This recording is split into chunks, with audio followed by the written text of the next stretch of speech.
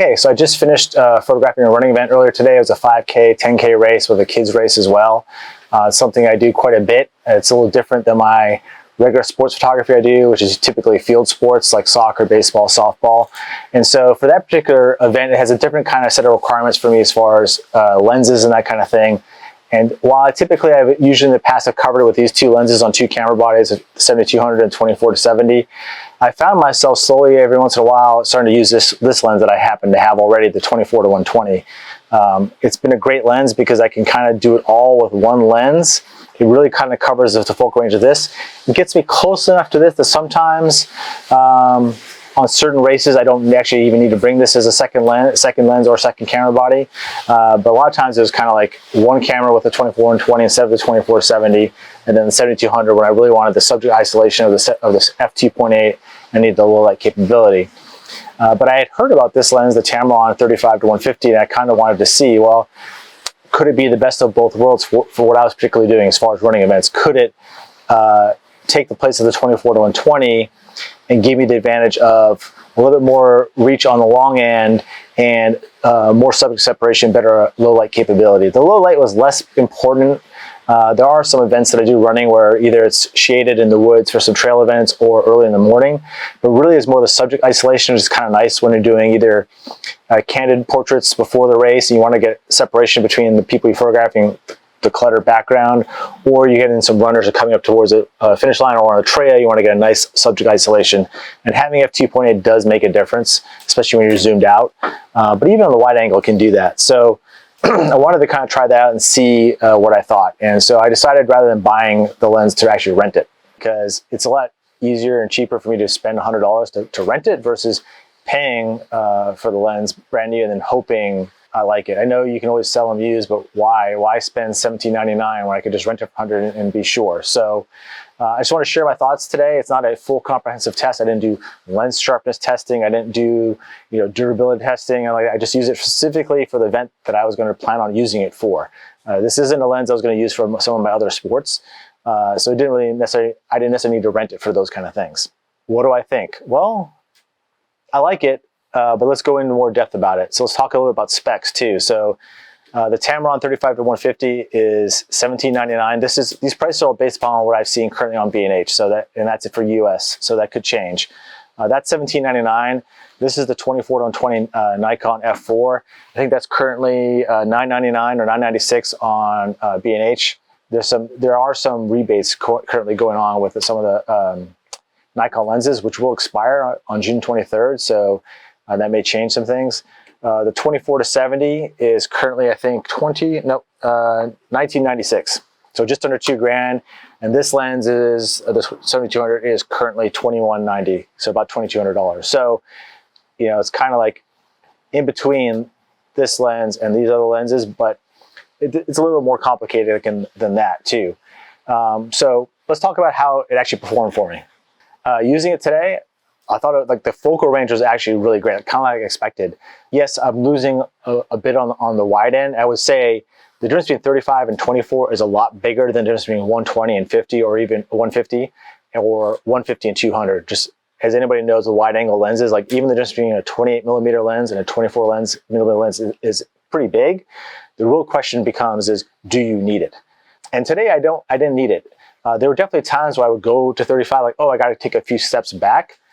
But one, I could take those steps back. And two, I think part of the reason why I found myself taking steps back is muscle memory. I'm just so used to having 24 that I kind of get a little lazy. I think a lot of people do that. And rather than zooming with your feet or widening out with your feet, you just zoom out the lens. And it's probably a better practice anyway to be going at 35. You get less distortion of people's body shape, especially on the edges of the frame. So it's not necessarily a bad thing. And then on the 150, like I said, it was just a little bit longer than the 120. And so I could frame people a little bit sooner. Would it have been nice to have the 200? Sure, but not as much. It was the one thing that was really nice is that with having this lens on, is that I didn't have to worry about switching camera lenses, which is pretty much the standard if you're going to have these two lenses. I basically had to shoot it to 200, zoom back out, and then at some point switch over to the 24-70 if you want to get closer shots, or just take shots at 70mm and call it good, which for individual racers is fine. what you run into trouble with is if you try to get some individual shots a longer distance and then you have a group of runners 3 or 4 at a time, you're going to have to switch cameras. And then if you switch cameras to the 24-70, then you have to see if you have enough time to switch back to the longer ones if there's an opportunity to zoom back out. And you know, the thing with running events is a little bit different challenge than, say, other sports, is that it's nonstop. When you have 3,000 runners, yeah, in the beginning you'll have the first few runners separated because they're their fastest runners. But once you get going to that middle of the pack, it is just nonstop. So not having to change lenses can be quite a benefit. And so I definitely found that with this. So the higher f-stop was useful for separation when I needed it, and also in the morning for low light. But to some extent, that was mitigated a little bit when I started using on-camera flash, because while you can use high-speed sync with the on-camera flash, they don't really have enough power to really kind of use it very well as for fill-in.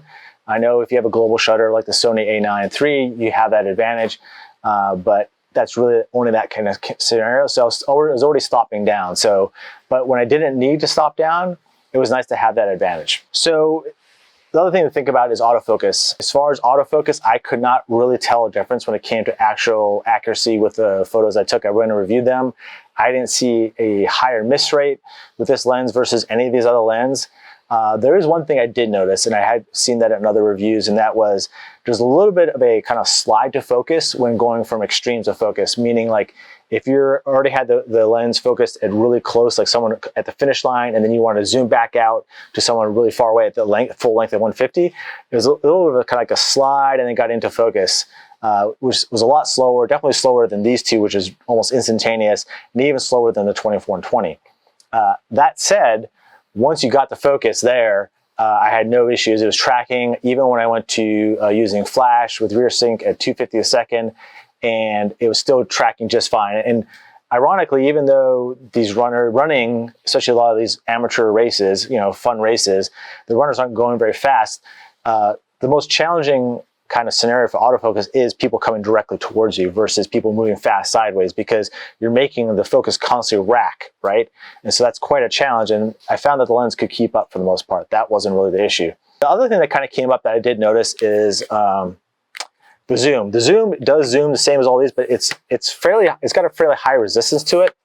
And initially I didn't think that was a big a deal, but like I said, I have 3,000 runners, so I'm constantly working this rack in and out all the time, racking to zoom in and then come back in. And what I found is, maybe about halfway or 2/3 through the race, my hand's starting to get a little tired. I know it maybe seems a little whiny, but it's just something to note, right? It just doesn't have the same, is that this is just so much quicker to move in and out, and that's part of what you like in a sports lens. It's very responsive. I can't say anything just from one event, but it's something that to me to note, like that's enough right there between that and a little slow to rack that I wouldn't be ready to pull the trigger yet. That's something that is just a note in my mind. So what are my final thoughts on this lens?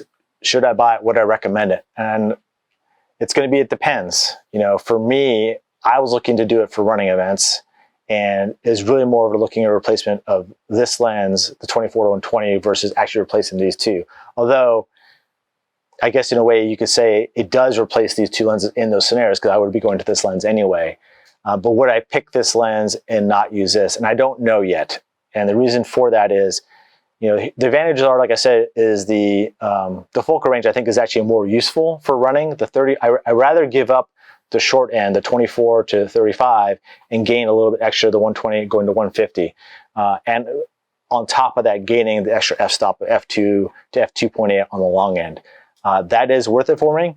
My biggest concern really is the zoom thing, because some of the events I do are 4 to 5 hours long, and I get it. And the thing is, context matters on this, right? So with running events, it's just nonstop. You're just constantly using the zoom and the autofocus. This is why my batteries typically tend to go through batteries faster for running events than I do for any other sporting events, because I'm spending a lot of time with my eye on the viewfinder, because there's just constant people coming through. Whereas even with soccer, there's pauses, you know, the ball goes out of bounds, whatever, there's always going to be pauses. And so those pauses are little micro rests that not only give the battery rest, but also give your hands a rest.